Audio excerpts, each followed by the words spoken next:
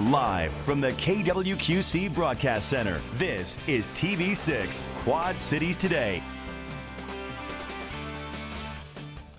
Towns across our area are assessing the damage after yesterday's storms. This is viewer video out of Sterling, where there's flooding and a mall was severely damaged. And this is a live look this morning at Edgington, Illinois. This is one of the hardest hit areas. Courtney is live there right now with the latest on damage to several homes in that neighborhood. That's just part of our storm coverage this morning. Good morning, I'm David Nelson. Good morning, everyone. I'm Morgan OTA. A lot of areas badly hit. A lot of areas in Iowa really yesterday morning, and then overnight, Illinois got hit hard. Let's talk to Kevin now. I mean, it looks like a pretty calm morning out there. Yeah, we're finally getting a break from all the severe weather action and the wet weather, at least for today. We do have the chance for severe weather on Wednesday, and really the main problem will be with flooding as we get into later this week. But this morning, live Doppler showing dry conditions. We have high pressure sliding in overhead today, so that means ample sunshine is on the way. It's also going to send in winds from the north and northwest, so we can expect much lower humidity, as well as temperatures only reaching the upper 70s by the late afternoon. Right now we're starting at 61 in Clinton, 59 Monticello, and still holding on to the upper 60s in both Kewanee and in Princeton. So lots of sunshine today. We get to around 78, 79 by the late afternoon hours. Those north and northwest winds bring in the lower humidity, and then we'll focus on the chances for rain returning to the forecast. Of course, we've had several reports of severe weather yesterday, a lot of it contained into areas west, or I should say east of the QC, but we also had that tornado reported near Edgington, Illinois, and that's where KWQC's Courtney Yoon is this morning with the latest.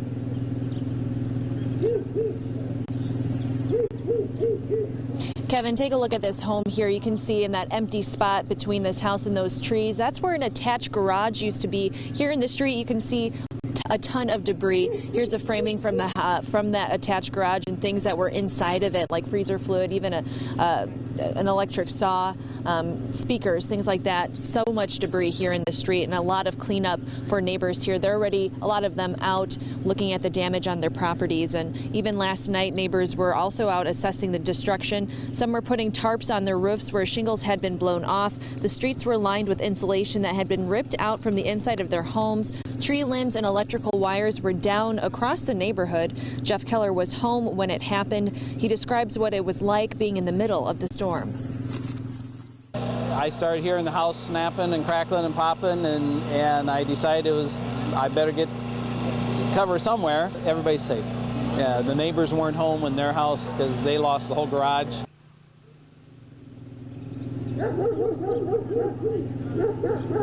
Neighbors hope to have most of the tree limbs cleaned up by the end of today as they start to rebuild their homes. Live in Edgington, Courtney Yoon, KWQC, TV6 News. Thanks, Courtney. Some families in that neighborhood were able to be inside their homes overnight, but others had such extensive damage they had to find someplace else to stay. This morning, we know at least 7 people are hurt after severe storms in Illinois. We're looking live now at Coal City, Illinois this morning. This is about 2 hours east of the Quad Cities. The National Weather Service confirms a tornado did touch down here. You can see multiple buildings are damaged, several homes hit, and debris is scattered all over town. About 5,000 people live here in Coal City, 60 miles south of Chicago. And this morning, the American Red Cross is setting up an emergency shelter at the local high school to help displaced residents. A survey team with the National Weather Service is headed to the Sterling Rock Falls area this morning. They're trying to find out if a tornado touched down there and how strong it was. We know families in Sterling are picking up the pieces this morning. One woman actually had this tree limb plow through her house. You can see the damage to her bedroom there. She was home when it happened, but didn't realize how bad it was right away. I came home while it was raining, and I was sitting in the living room, heard a branch hit the house, but didn't hear a tree.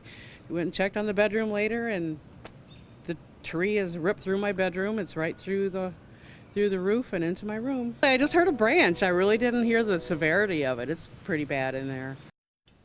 Although her home is badly damaged, that woman is not hurt this morning. Also in Sterling, Northland Mall is closed until further notice after yesterday's storms. This is video of the aftermath. The roof toward the back of Dunham's Sports was blown off. Large part of a wall is missing. Crews say there was a gas leak inside the business. Here we had the storms come through, and we had just numerous calls that instantly we got dispatched to Northland Mall here for a roof collapse at Dunham Sports. and with a gas leak.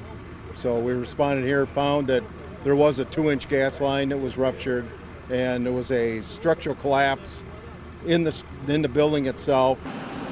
Officers are now patrolling the mall property to make sure people stay away while it's closed. Storms are to blame for hundreds of thousands of dollars in damage at a western Iowa airport.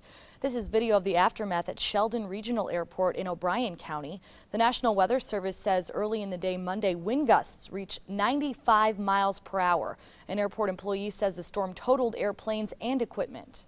We got a call that the hangar had blown away, so we came out here, and one hangar and 5 airplanes. 4 out of the 5 airplanes are totaled for sure. The one is actually cut in half. With the airplanes and all of our runway lights are brand new. We just turned them on last week. So all that equipment's brand new. So they're guessing about $500,000 to $600,000 worth of damage. Firefighters were called out to help contain about 60 gallons of leaking airplane fuel.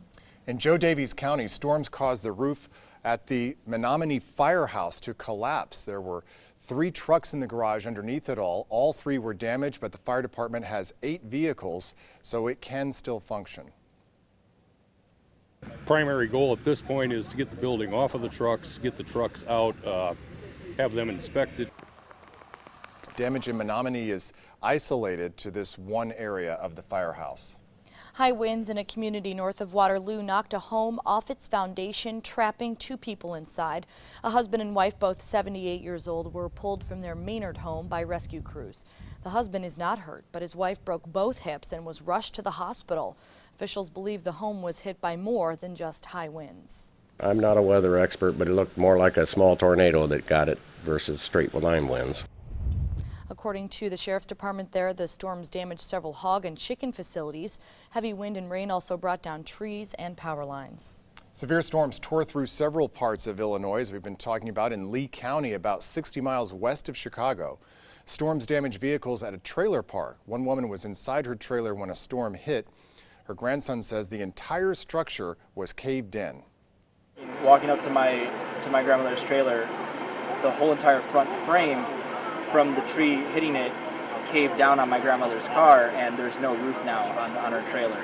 And then the only safe spot was in the back bedroom, master bedroom where she was.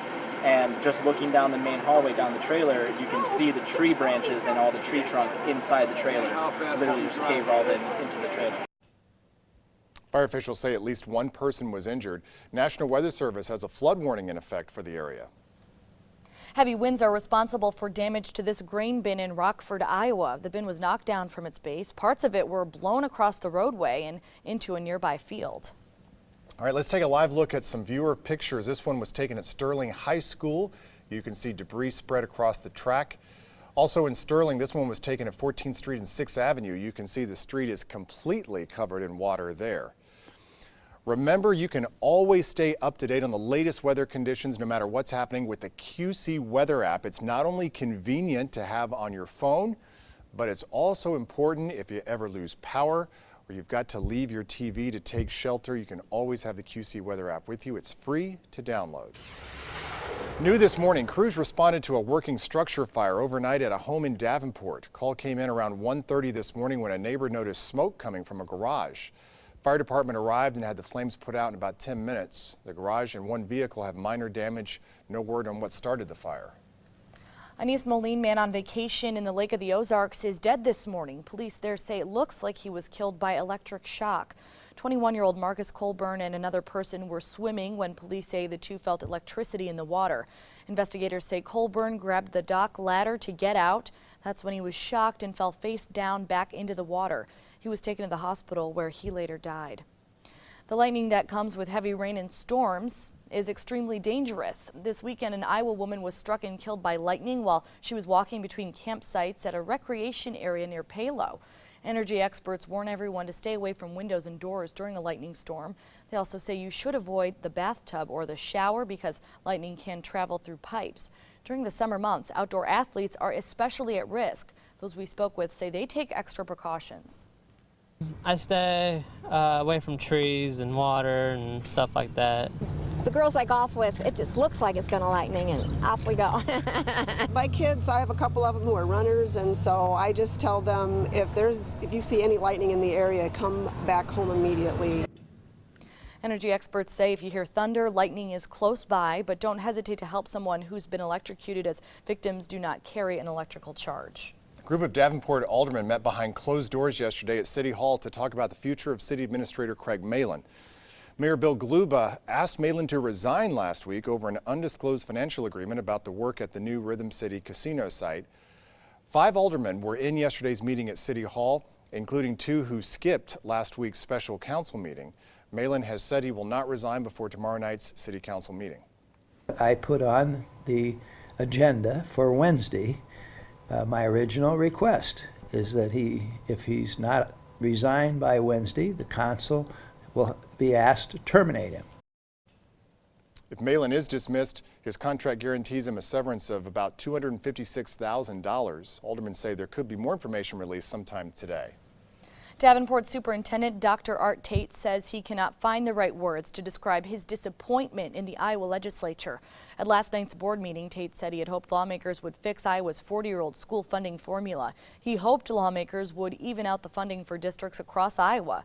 He also says he's lost faith in the state's ability to make a change. I wish I had faith in a legislative system which recognizes and corrects blatant injustices.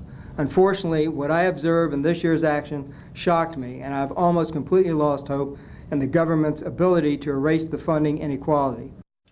Tate says he will continue with his promise to spend more in the Davenport district than the state allows. A temporary fix stalled in the Iowa legislature. Trial in the murder of 29-year-old Carrie Olson of Davenport will continue at 8:30 this morning. The doctor who performed Olson's autopsy testified yesterday. Tim McVeigh is accused in her death. Olson disappeared in late 2013. Her body was later found in Hastings, Minnesota. Dr. Owen Middleton performed the autopsy the next morning. He ruled her death a homicide by unspecified means. Young woman with no obvious trauma or natural disease found in a rural area. To me, that is very suspicious. Okay. And so I'm going to treat that like a homicide from the get-go. Middleton says Olson did not die naturally or of any medical conditions, and that she did not have alcohol or drugs in her body. 2 other medical experts also testified yesterday. The trial gets back underway again at 8:30 this morning. President Obama will be in South Carolina Friday to deliver a eulogy for one of the 9 people gunned down at a church there last week. Right now, a man who glorified the Confederate flag is facing charges for their murders. As Tracy Potts reports, that sparked an effort to remove the flag from the state capitol. South Carolina Governor Nikki Haley, who's defended flying the Confederate battle flag at the state capitol, now leads Democrats and Republicans calling for it to come down. The fact that it causes pain to so many is enough to move it from the Capitol grounds. Joining her, Senator Lindsey Graham. He's also reversed course. There's just no way to get around it. The flag's got to go. The Senate goes, the better off we all are. Walmart now says it will remove all items with the Confederate symbol from its inventory. Kmart and Sears are restricting sales online. 150 years after the Civil War, many in South Carolina say it's about time. That is a flag of rebellion. It was a symbol of hate. It was a symbol of lynching, of murdering. It's just wrong. It's just wrong. Not everyone agrees. Some argue the flag is part of state history. One more step in the direction of killing the Southern culture. Flag supporters wonder what's next. Changing street names, removing statues with Confederate ties. There are 10 at the U.S. Capitol in Washington. Tracy Potts, NBC News, Washington. It will take a 2/3 vote of South Carolina's legislature to bring the removal of the flag up for discussion during the next session. Plenty of sunshines on tap for our Tuesday and much quieter weather as well. We managed to get to the upper 70s to near 80 today, and then it's back to that soggy pattern. In fact, we have several chances for rain on both Wednesday and Thursday. We'll take a look at Exact Track coming up after the break.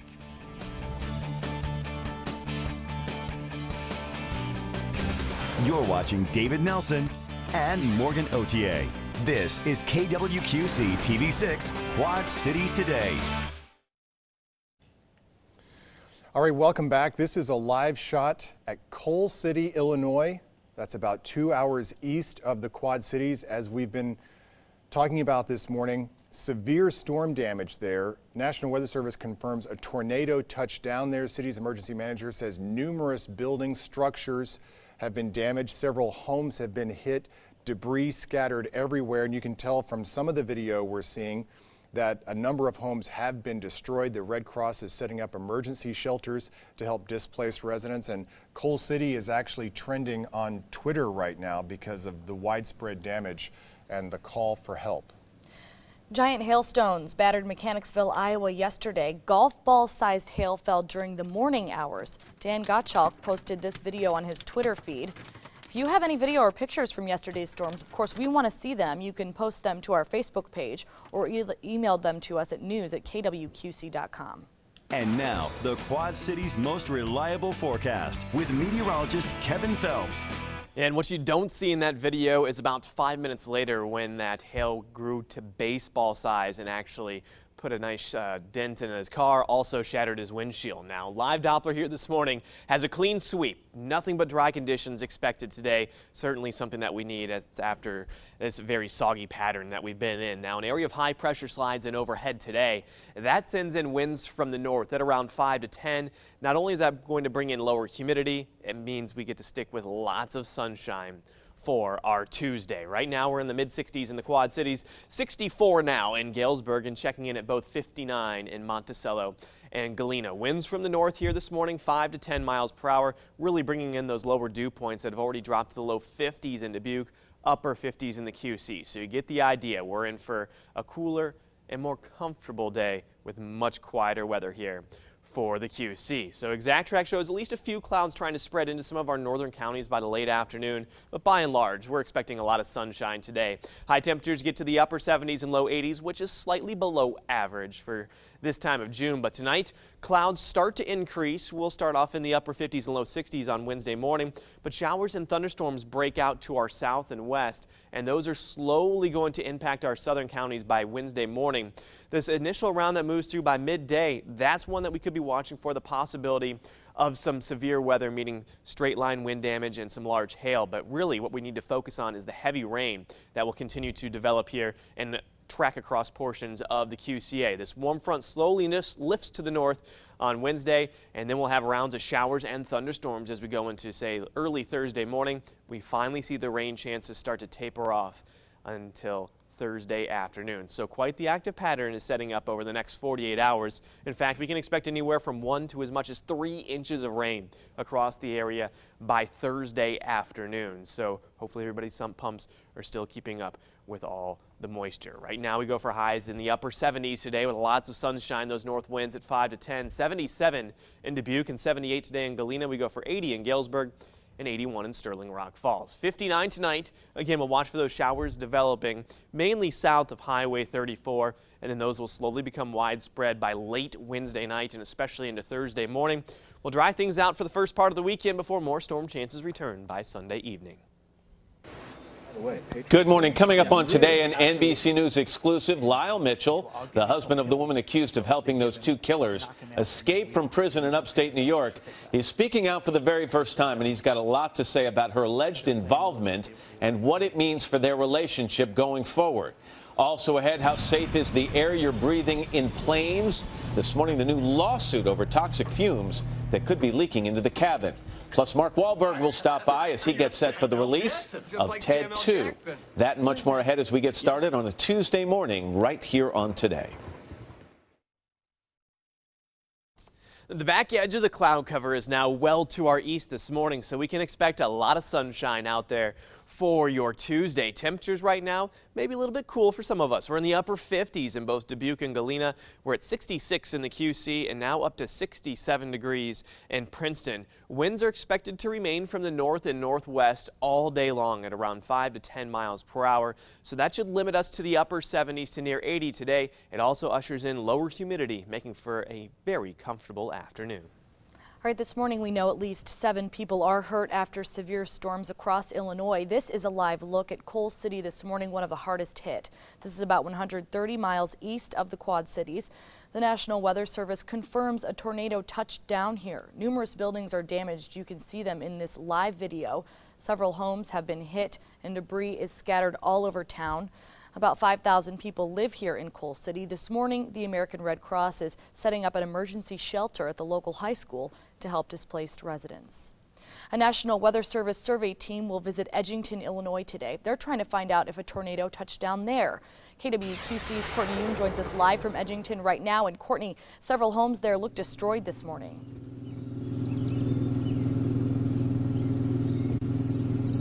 Yeah, Morgan, we're standing right in front of one of the hardest hit homes here. You can see where its roof was torn apart, and I'm talking here with one of the neighbors that lives right next door to this home. His name is Jeff. Jeff, tell us a little bit about what happened last night and what you experienced.